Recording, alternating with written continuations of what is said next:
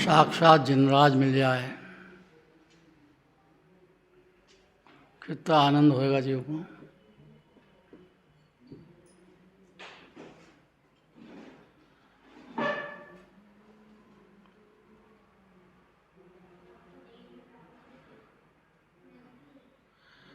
क्या कहा?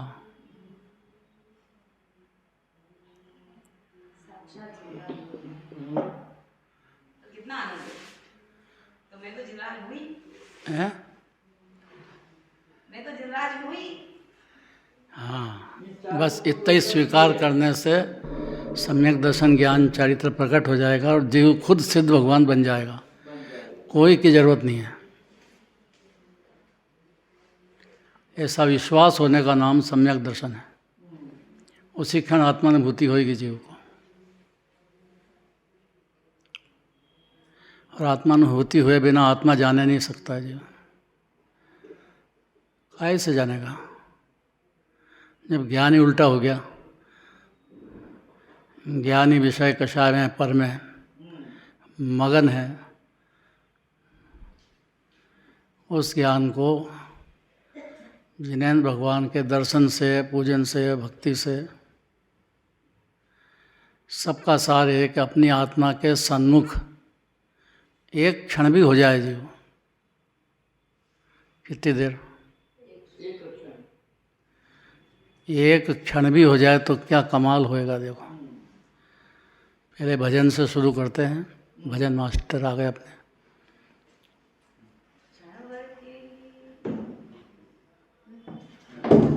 देखो लगी।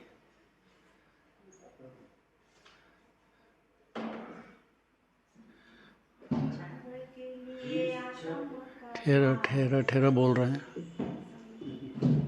जिस क्षण आत्मरुचि है जागी, आया वही स्वकाल है। तुमको पंचम काल लगे पर हमको तो चौथा काल है। वाह वाह। जिस क्षण आत्मरुचि है जागी।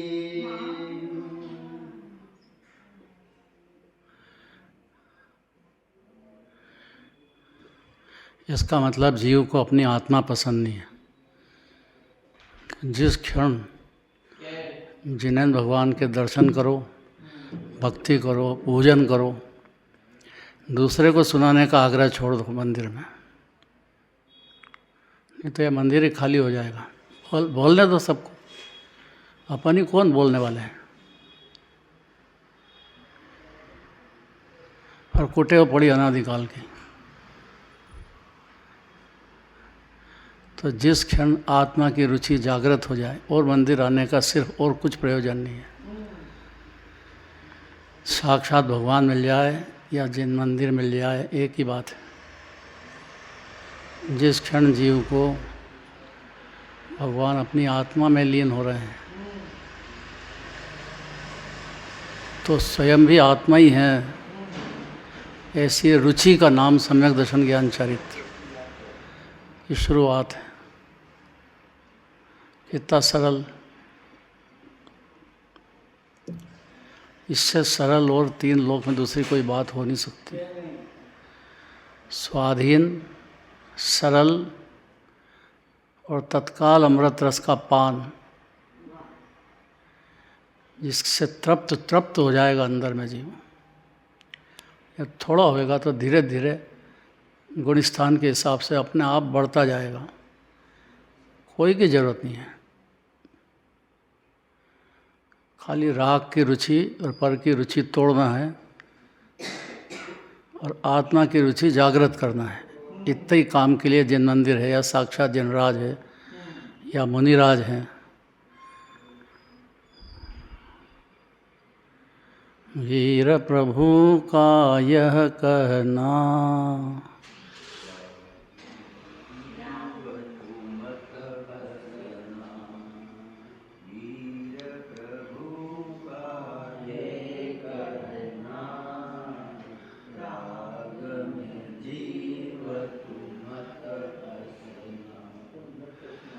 आगे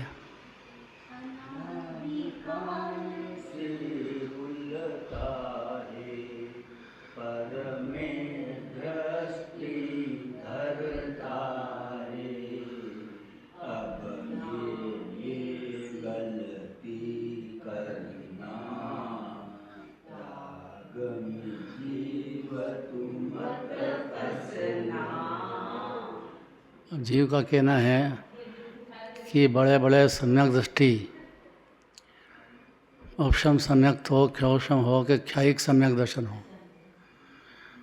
राग तो उनको बहुत होता है, लेकिन उस राग में फंसते नहीं हैं। ये क्या कला है? इस कला को सीखने ही जिन मंदिर में आया हूँ, ताकि मेरी आत्मा का आनंद मेरी पर्याय में शुरू हो जाए। और कोई दूसरा अभिप्राय लेके आएगा, वो कोरा हाथ से निकल जाएगा यहाँ से। जिस भी जीव को ये अभिप्राय हो गया अंदर में, अभिप्राय माने श्रद्धा हो गई या विचार में आ गया उसके, तो मंदिर में आना सफल हो गया उसका। उसी क्षण आत्मानुभूति प्रकट होगी। फिर जो राग दिखेगा तो सही, लेकिन उसमें फंसेगा नहीं। ऐसा वीर प्रभु का कहना है। राग तो होएगा, लेकिन राग में फंसेगा नहीं और दूसरे को भी फंसेगा भी नहीं।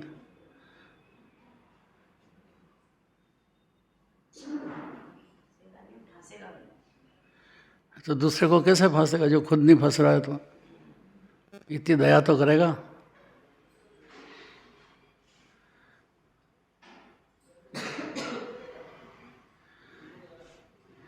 बनारसी दास जी 5 नंबर की गाथा में कहते हैं, यही चलना है ना।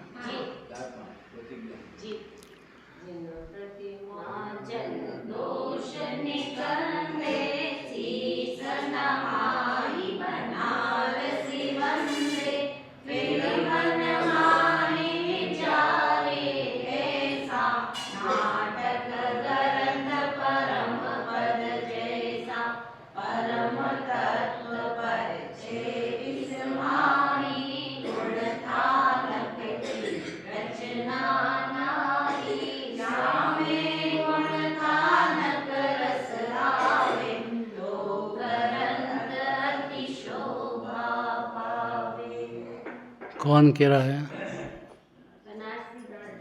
नहीं, बिल्कुल गलत। जिनवाणी माता कह रही है, एक ही बात है। भगवान की वाणी सुनो या जिनवाणी सुनो, कुछ अंतर नहीं है। क्या कह रहे हैं? बहुत शांति से सुनने की बातें हैं। अपना हित चाहे तो, दूसरे का हित चाहे, वो व्यवहार की बातें हैं। और वो सम्यक दर्शन बिना संभव ही नहीं है, क्योंकि खुद का ही अहित करने पे तुल गया है तो दूसरे का हित का सोचेगा भी कैसे और जानता भी नहीं कि कैसे किया जाता है। सम्यक दर्शन होने पर क्या होता है, अनंतानुबंधी कषाय क्या होती है, फिर पंचम गुण स्थान हो तब क्या होता है, अप्रत्याख्यान कषाय, फिर प्रत्याख्यान कषाय और आखिरी में संजलन कषाय का क्रोध मान माया लोभ। ये तो ज्ञानी के भी चलता है, अज्ञानी के भी चलता है। फर्क क्या है, दो में अंतर क्या है, पंडिताइन जी बताएंगे।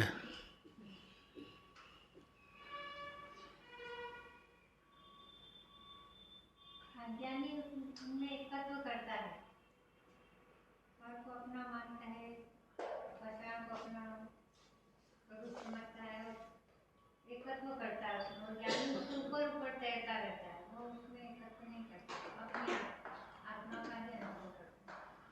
बहुत बढ़िया बात है। पंडिताइन जी कम नहीं पंडित जी से। आप बता दो क्या बोला, उसका अर्थ समझा दो।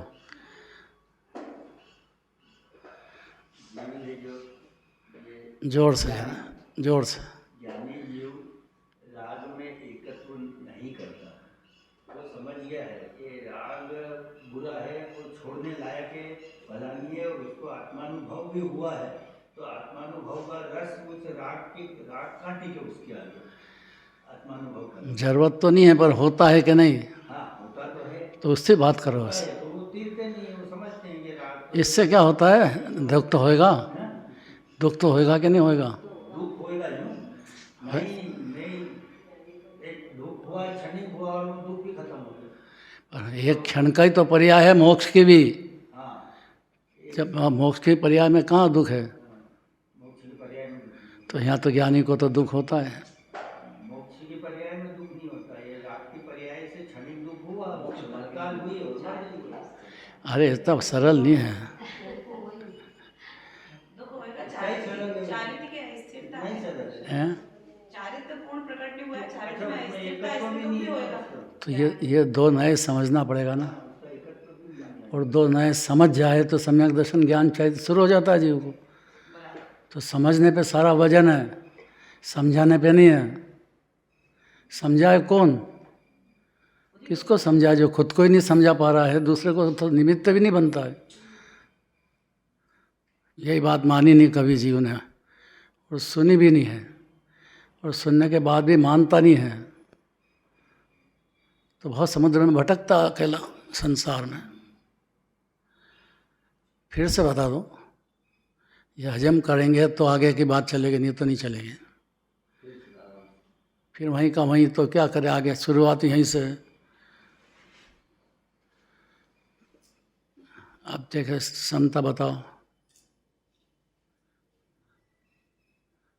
अज्ञानी जीव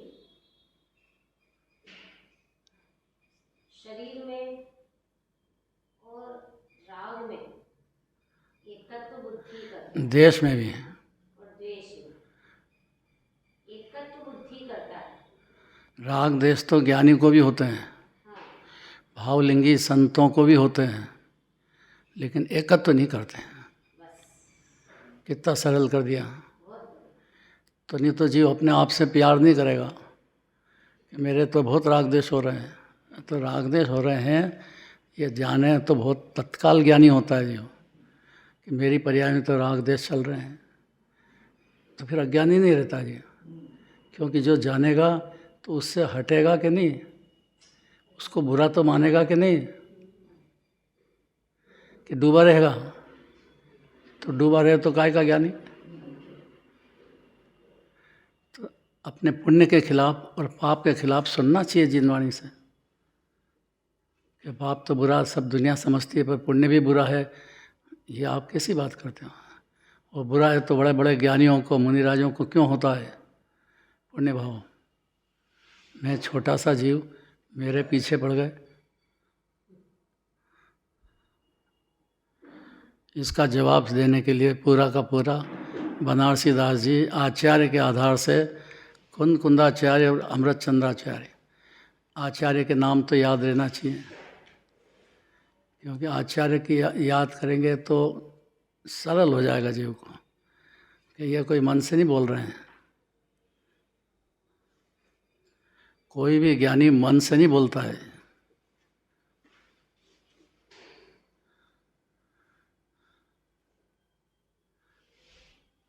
जिज्ञासा दिखेगी, उससे निवेदन करोगे, अत्यंत विनयपूर्वक सुनने का देखेगा कि चातकवत सुन रहे हैं तो मुंह खोलेगा। उसको कोई बोलने का शौक नहीं है।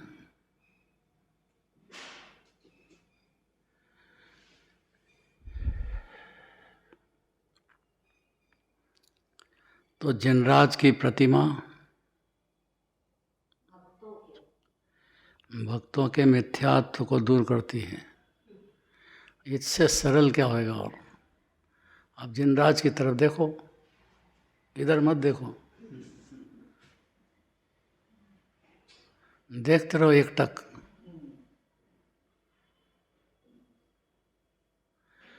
और अपनी बुद्धि से सोचो कि क्या भगवान क्या कर रहे हैं, ये खुद कर क्या रहे हैं। परम शांत मुद्रा समेत भवि जन को निज अनुभूति हेत, और कोई प्रयोजन नहीं दूसरा यहाँ। भवि जन को पुण्य बढ़ जाए, फिर उसके अंदर डूब जाए, फिर 84 लाख योनि में अकेला भटके, ये उद्देश्य दिगंबर जैन धर्म में नहीं है। अनिमति छोड़ दो।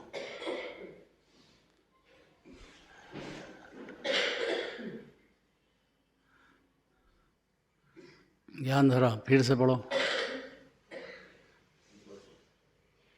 जिनराज की प्रतिमा भक्तों के मिथ्यात्व को दूर करती है।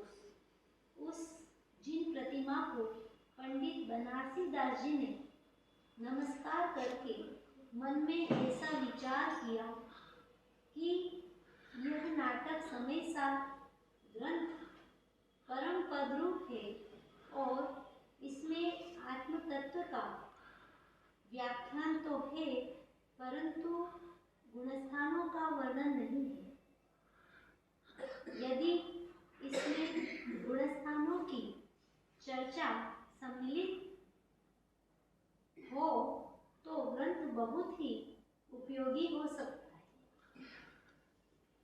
क्या जोरदार बात है। इसलिए रचते हैं बनारसी दास जी ये जो दोहा रचेंगे। अब इसका प्रयोजन कह रहे हैं कि आपको क्या, आप अपनी आत्मा में लीन हो रहे हो, आप काहे के लिए बोलते हो? कि बोलते नहीं है भाई, बोलते ही नहीं जीव अनादिकाल से। भाव होता है और ऐसा नियम है कि जो जिज्ञासु जीव हो और टकटकी लगा करके देख रहा हो और उसको आत्मा की बात या जिनवाणी की बात सुनने का अंतर में प्रेम जगा है और टाइम दे रहा है। टाइम बहुत ज़रूरी है, नहीं तो जिनवाणी चालू हुई कि भाग जाता है वो। मन तो भागेगा लेकिन तन से तो बैठ सकता है, और तन से बैठेगा और जिनराज को एक टकटकी लगा के देखेगा, उसका ज्ञान नेत्र खुलता जाएगा। सुनने से नहीं होएगा, देखने से होएगा। टकटकी लगा के जिनेंद्र भगवान की तरफ देख करके और सोचेगा कि हम तो आपके पास सुनने आए हैं और आप अपने आत्मा में डूबे हैं, थोड़ा हमको भी दे दो, अमृत रस का पान हम भी करें। आप अकेले करते हो, भगवान को कोई कहने का राग तो है नहीं। भवि भागन वश जोगे वशाए, भगवान तो बोलने का राग भी नहीं है। अब देखो कितना अंदर रहस्य है कि जो जीव टकटकी लगा के देख रहा है और देख नहीं रहा है, कुछ समझ भी रहा है कि भगवान तो आत्मा में लीन हो रहे हैं, तो ये आत्मा कैसा है, तो भगवान तो बोलते नहीं हैं समोशन में। उनकी वाणी आचार्य परमात्मा अभी कुंदाचार्य अमृतचंद्राचार्य देव कहना चाह रहे हैं कि जीव का क्या होगा अगर ये आत्मा ही नहीं समझेगा तो अपने को। उनको आचार्य को भारी करुणा पैदा हुई।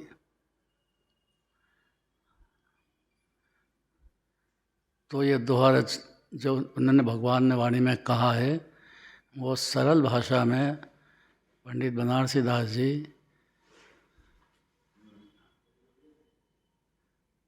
कहने का अधिकार तो नहीं है, तो अपनी तरफ से नहीं कहते हैं। आचार्य अमृतचंद्राचार्य और कुंदाचार्य ने जो कहा है उसी को कहते हैं। क्यों कहते हैं? ये विचार करके गुणस्थान रस चोक चरणन धरे, गुणस्थान के हिसाब से उसका चोक रच करके, अर्थात इसकी सीमा में सुनो। अब जिस गुणस्थान की बात चल रही हो उस गुणस्थान में क्या क्या हो जाता है जीव को, इसको चोक लगा करके इस मर्यादा में सुनो। अब चल रही हो चौथे गुणस्थान की बात और आप मुनिराज की बात करो तो घबरा जाओगे, सुन नहीं पाओगे और बेहोश हो जाओगे कि अनंत जन्म मरण हो जाएगा। फिर घबरा जाए जीव तो सुनेगा कैसे? इसलिए चौक के अंदर लाके ने मर्यादा में लाते हैं पहले। या तो बैठो ही मत, और बैठे हो तो यहाँ एक टकटकी लगा के भगवान की तरफ देखो, और फिर जिज्ञासा यदि है सुनने की तो बैठो, नहीं तो कोई ज़रूरत नहीं है। यहाँ बैठे और मन कहाँ डोलता रहे तो क्या सुनेगा? कोशिश तो करो।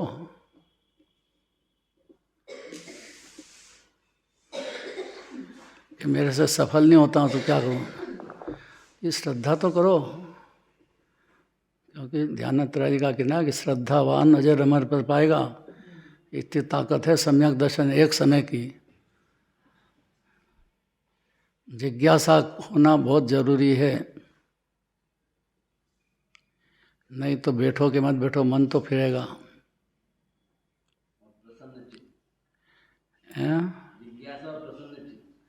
उसी क्षण प्रसन्न चित्त हो जाएगा जी।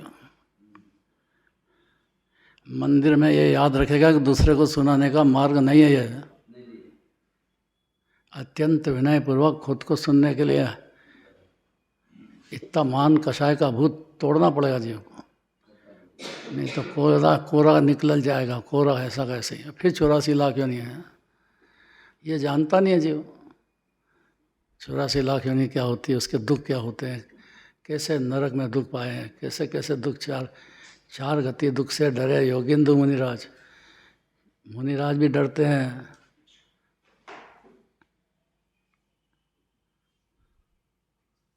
ये मुनिराज तो निर्भय होते हैं, निर्भय होते हैं, ये भी सत्य है, और डरते हैं ये भी सत्य है। दो सत्य कैसे हो सकते हैं? इस बात को पंडित आयन जी समझाएंगे।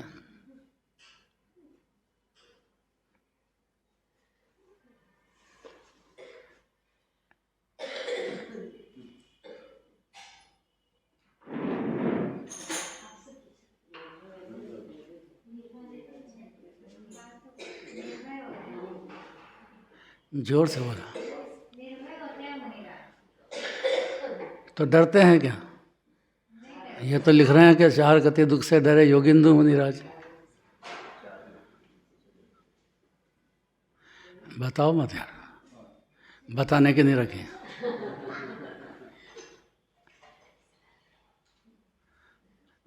इधर उधर देख के मत बोलो,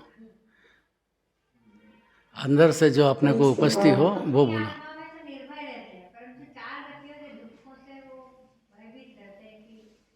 अरे दो बात कैसे हो सकती है? हाँ, दो बात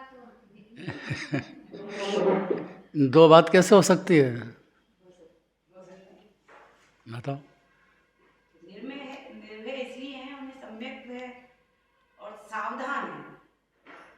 सावधान है कि क्योंकि पर्याय में तो कार्य हो रहे हैं और यूं भी 4 संज्ञाएं चल रही 10वें गुण स्थान तक, तो एक भय संज्ञा भी रहती है कि चारों गतियों में ना भ्रमाए, आगे कहीं जाके कहीं नरक निगोर या पर्याय को ऐसा नहीं झेलना पड़े, इसलिए भय भी थे इससे। पर चलो ये सम्यक तो इसलिए निर्भय। एक देश, सर्वदेश नहीं। अगर एक देश होंगे तो ज्ञानी, ये तो मिथ्या दृष्टि हो जाती है भाई। एक देश तो सत्य है कि पर्याय में डर लग रहा है, पर वो अनंतानुबंधी का नहीं है, प्रत्याख्यान का नहीं है, अप्रत्याख्यान का वो भी नहीं है। संजलन कषाय जितना, अब ये समझना पड़ेगा कि 4 कषाय के भेद क्यों करे, कौन से गुण स्थान में कौन सा भय रह गया, ये सब समझना पड़ेगा जी। इसलिए सावधान है। इसलिए सावधान है।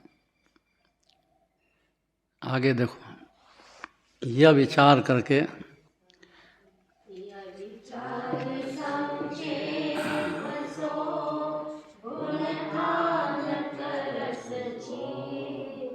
वर्णन करे बनारसी कारण शिवपथ को, नियत एक व्यवहार सो, जीव चतुर्दश प्रेम, जग बहुविधि भयो, जो पथ सहज सुखे। इसके आगे का भी पढ़ो।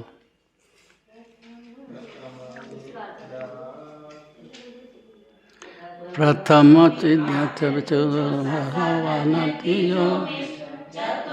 अव्रत पंचमो विरत रंज है, छठो परमत नाम सतमो अपरमत, आठमो अपूर्व करण सुख संज है, नौमो आदि प्रतिभाव, दसमो सूक्ष्म लो, एकादशमो सुख शांत मोह पंच है, द्वादशमो हीनमो तेरह संजोगी जिन, 14 अजोगी जाति इकी अंक पंच है।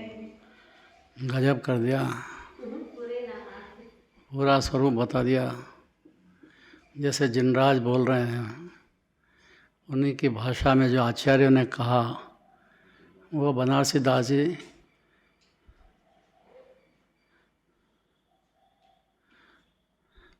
अपनी तरफ से एक शब्द भी नहीं कहते हैं, जो आचार्यों ने कहा है वो कह रहे हैं।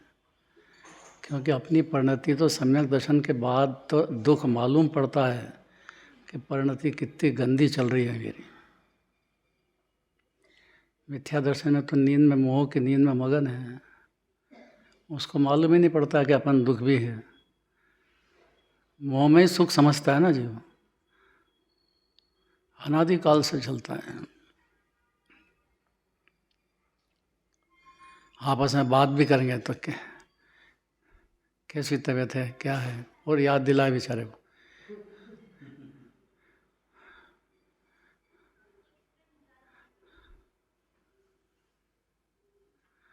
कि होना नहीं चाहिए, अरे होगा ही, नहीं होना चाहिए तो भी पागल है, होता है तो भी पागल है। ये दो बात कैसे है यार? उसको खुलासा करते हैं, देखो आगे पढ़ो। पहला मिथ्यात्व, दूसरा सासादन, तीसरा मिश्र, चौथा अव्रत सम्यक दृष्टि, पांचवा देशवर, छठवां प्रमत्त मुनि, सातवां अप्रमत्त मुनि, आठवां अपूर्व करण, नववां अनिवृत्तिकरण, 10वां सूक्ष्म लोभ, 11वां उपशांत मोह, 12वां क्षीण मोह, 13वां संयोगी जिन और 14वां अयोगी जिन, जिसकी स्थिति अ, ई, उ, रे, ऋ इन 5 अक्षरों के उच्चारण काल के बराबर है भी सही और उपचार भी है। उपचार मैंने व्यवहार से कहा है ये भी सत्य है, और व्यवहार से कहा ये भी सत्य है, और दोनों सत्य समझे तो अनेकांत समझ जाएगा, शाद्वात समझ जाएगा, जिनवाणी सुनने लायक हो जाएगा। अब जिनवाणी क्या करें, गुरु क्या करें, दिगंबर मुनिराज भी क्या कर सकते सिवाय इसके कि भाई कौन से गुणस्थान में कैसे भाव होते हैं। क्योंकि सुनने के बाद जीव अपने भाव देखेगा तो डर जाएगा कि मेरे तो परिणति बहुत खराब है। होना ये चाहिए कि परिणति खराब है, आत्मा खराब नहीं है। और आत्मा का ज्ञान हो जाए जीव को तो ये परिणति खराब होते हुए भी परिणति डरेगी और भागेगी। कल दृष्टांत दिया था, चोर घर में घुस जाए तो खाली उसको ये मालूम पड़ेगा गर्दनी जग रहा है, इतने में चोरी करना रुक जाएगा और फिर जल्दी जल्दी भागने का सोचेगा और भागने की तैयारी करेगा। इसमें जितना काल लगता है उसमें 14 गुणस्थान हो जाएंगे। कितना सरल, कितनी देर लगेगी? 14 गुणस्थान में दम क्या है?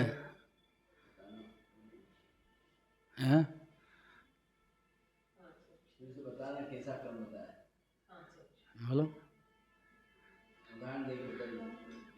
जीव की ताकत महान है कि गुणस्थान की ताकत महान है? जीव की ताकत। क्यों?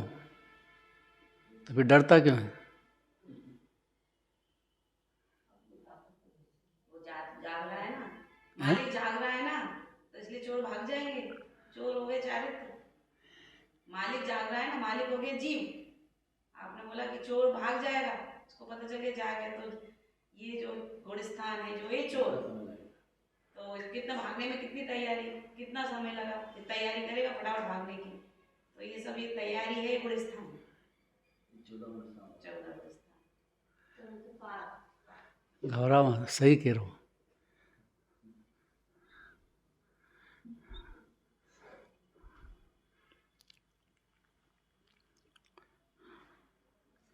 क्या क्या होता है पहले गुणस्थान में, चौथे में, पांचवें में, ये पढ़ना है। मिथ्यात्व गुणस्थान का वर्णन। वर्णे सब गुणस्थान के नाम चतुर्दश सात, अपवर्णो मिथ्यात्व के भेद पंच परिणाम। क्या क्या प्रकार के होते हैं, इसलिए कह रहे हैं कि समझ करके आप जागृत हो जाओ तो ये अपने आप आना रुकेगा। और आप मोह की नींद में सोते रहे, कब समय पूरा हो, कब भागें, कब जाएं, घर जाएं, बस घर ही घर दिख रहा हो। मंदिर में बैठे और घर दिखे, जल्दी भागने की हो तो रुचि से कैसे सुनेगा? और नहीं सुनेगा तो 84 लाख योनि में भटकेगा, क्योंकि मैं तो सुन रहा हूँ। सुने तो सम्यक दर्शन उसी क्षण प्रकट होता है, अगले क्षण की बात नहीं है ये। रुचि नहीं है ना जीव को, क्योंकि अपनी आत्मा को जानता नहीं है, भगवान को जानता नहीं है, घोर संसार में भटक रहा है और फिर भटकने की तैयारी है, तब क्या करे? इसलिए रुचिवंत होना अब होती नहीं है सम्यक दर्शन के बिना, अब करे क्या? और सम्यक दर्शन के बाद भी परिणति में तो भय संज्ञा रहती है, आहार संज्ञा रहती है, मैथुन संज्ञा रहती है, परिग्रह संज्ञा रहती है, ये अनादि से चल रही है। तो सम्यक दर्शन होते से ये अभी चली नहीं जाएगी, चारों संज्ञाएं रहेगी और दुख भी होता है, निकलना भी चाहता है लेकिन निकलने की ताकत ही नहीं है। श्रद्धा होती है अभी तो। इस बात को एकांत मिथ्यात्व, ऐसे चारों तरह के मिथ्यात्व की बातें करके मिथ्यात्व, एकांत, विनय, दूसरी अज्ञान। सबसे खतरनाक तो शत्रु अज्ञान है। और गजब यह है कि पहले गुण स्थान में उस अज्ञान को जीव ने पकड़ लिया है। बस जानता है एक अक्षर नहीं जिनवाणी का, और पकड़ लिया मिथ्यात्व को।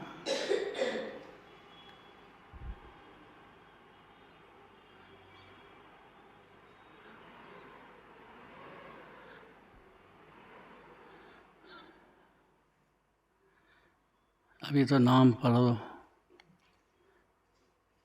गुणस्थानों के 14 मुख्य नाम बतलाए। अब 5 प्रकार के मिथ्यात्व का वर्णन करते हैं। प्रथम एकांत नाम मिथ्यात्व अभिग्रहित, दूजो विपरीत अभिनिवेशिक होत है। तीजो विनय मिथ्यात्व अनाभिग्रह नाम जापो, चौथो संशय जहाँ चित्त भोर को सो होत है। पांचवो अज्ञान अनाभोगिक गहन रूप, जाके चेतन अचेत सो होत है।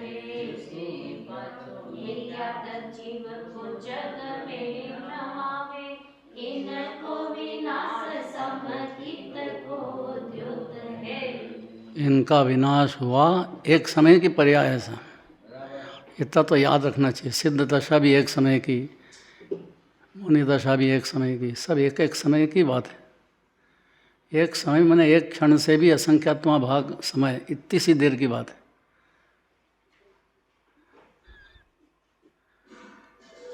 उसका उदय है का मतलब कि परिणति जो है ज्ञानी की, मुनिराज की भी चल रही है।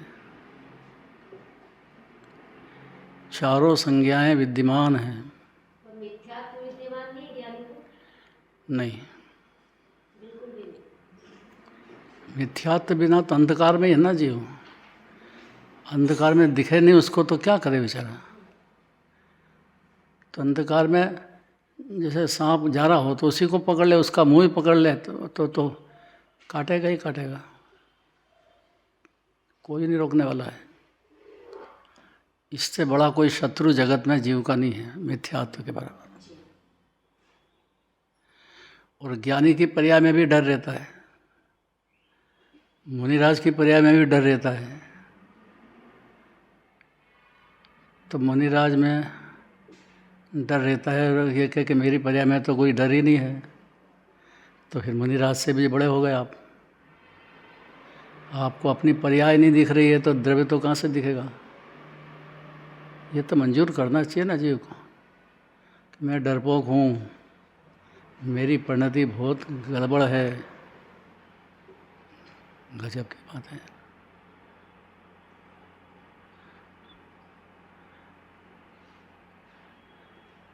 एक बार माइक हाथ में आ जाए तो बोल सके ये बात, जबकि पहले बोलना चाहिए उसको ये बात।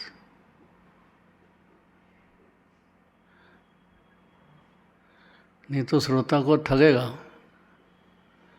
ऐसा मैं बोलूँ तो फिर मेरी सुनेगा ही कौन। कि सच्चा श्रोता होगा वो तो सुनेगा, और खोटा है तो नहीं सुनेगा, सुने उसकी कोई कीमत भी नहीं है। वो तो भागेगा, सोचेगा, उसको दोष दिखेंगे ज्ञानी के, सुनेगा कैसे उससे। मिथ्यात्व के दोष दिखना चाहिए। अपना भी दिखना चाहिए, पर बोलने वाले का देखे तो उसका तो बिगड़ेगा नहीं अगर ज्ञानी है तो, लेकिन इसका तो बिगड़ेगा, क्योंकि वो तो तैर रहा है, तैरने वाला डूबता नहीं है। और जिसको तैरना याद नहीं है वो डूबेगा ही डूबेगा, वो दोष देखेगा ही देखेगा, गारंटीड देखेगा। चलो कोई बात नहीं, मुनिराज के दोस्त तो मत देखो, पर वो दिखे तो क्या करें, नज़र ही खराब है तो क्या करें। उसको गुण नहीं दिखते हैं, दोष दिखते हैं। ये तो मंजूर करते हैं कि मुनिराज को भी भय होता है, चिंता होती है, राग होता है, द्वेष होता है, ये सब होता है। फिर क्या फर्क है थोड़ा फर्क है, क्योंकि संजलन कषाय की बात है। यह कषाय 2 पे तो विजय हो चुकी उनकी, मिथ्यात्व पे, अविरति पे, प्रमाद पे। और कषाय ये पर्याय में होने पर भी मिथ्यात्व अविरति तो रही, बाकी जो होता है उसका उनको खेद भी है, दूर करने का प्रयत्न भी है, और हर क्षण दूर होता भी जाता है, और मोक्ष मार्ग चल रहा है, और मोक्ष में जाने की गारंटी है हर भावलिंगी संत को। उसी भाव में जाए, या पहले कर्म बन गए हैं और उदय आएगा तो फिर वो भी क्या कर सकते हैं, जाना पड़ता है। ज़्यादा ही गंदे भाव तो नरक में भी जाना पड़ता है, स्वर्ग में भी जाना पड़ता है। नरक में और स्वर्ग में वो कोई फर्क नहीं देखते हैं, एक ही बात है वो तो। स्वर्ग में रहो कि नरक में रहो, कषाय की उपादेय बुद्धि नहीं है जिनको, वो ज्ञानी जीव वहाँ भी तैरते हैं, यहाँ भी तैरते हैं। फिर क्या फ़र्क है कि गुण स्थान के हिसाब से अपने को संभालना जानते हैं, इसलिए गुण स्थान का वर्णन करते हैं। पहले गुण स्थान में क्या, दूसरे में क्या, तीसरे में क्या, चौथे में क्या। ये ध्यान से सुनने का टाइम हो, मन लग रहा हो, घड़ी में टाइम हो गया है, इसलिए सुनने से फ़ायदा नहीं है। अंदर में कुछ सुना हो तो उसका विचार करके और अपने परिणाम में कल फिर विचार करके आना। कल शुरुआत से प्रश्न यही पूछेंगे, इतना कहा है तो जो पड़ेगा घर में जाके, इसलिए कहा है, डराने के लिए नहीं कहा है, विचार करने के लिए कहा है। क्योंकि विचार की ताकत बहुत बड़ी है हर जीव की, पर विचार में नहीं आए तो करे क्या विचारा। तो समझदार होगा तो घर पे भी विचार करेगा, अंदर विचार करेगा, चलते बैठते बोलते सब में विचार करेगा।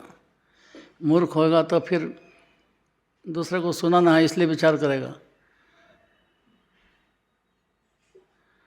अब वो जीव जीव की जाने, जिनवाणी को जो कहना था वो कह दिया। अब इसके बाद विचार करो, कल जब आओगे तब फिर यहीं से शुरुआत होगी। भाई 14 गुण स्थान का स्वरूप है, उसके अनुसार जीव को देखो, अपने को भी देखो। आगे पीछे गए तो दांत टूटेंगे, क्योंकि दूसरे को देखेंगे तो चोर घुस जाएंगे, यही विचित्र बात है। और अपने लिए देखेंगे अपनी परिणति को तो चोर भगेंगे। जागृत जीव का काम है। मोह की नींद से थोड़ा सा जागृत हुआ हो, अनुमान में भी हुआ हो, अनुभव की बात तो बहुत बड़ी है, तो भी जागृत हो गया हो, उसके सामने भी भागते नजर आएंगे। कितना सरल, इससे सरल क्या होगा। इसलिए महावीर भगवान को याद करो।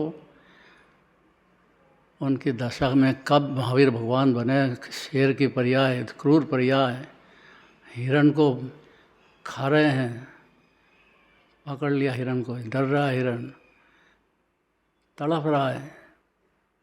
उस टाइम पे सम्यक दर्शन प्रकट हुआ। गजब की बात है ना। और कब मुनिराज बने, कितने भाव बाद, और कब फिर अरहंत भगवान बने, वो सब सीखना चाहिए। महावीर भगवान का जीवन चरित्र, कोई भी भगवान का जीवन चरित्र का नाम ही प्रथमानुयोग है। उस पर विचार कराने के लिए करणानुयोग है, उसका रहस्य समझाने के लिए द्रव्यानुयोग है। और बचा क्या अब क्या बचा, कौन सा अनुयोग बच गया है कि चरणानुयोग में जल्दी नहीं करना, उसमें गुण स्थान के हिसाब से चलेगी गाड़ी। तो गुण स्थान का वर्णन है, कल चलेगा। बोलो महावीर भगवान की।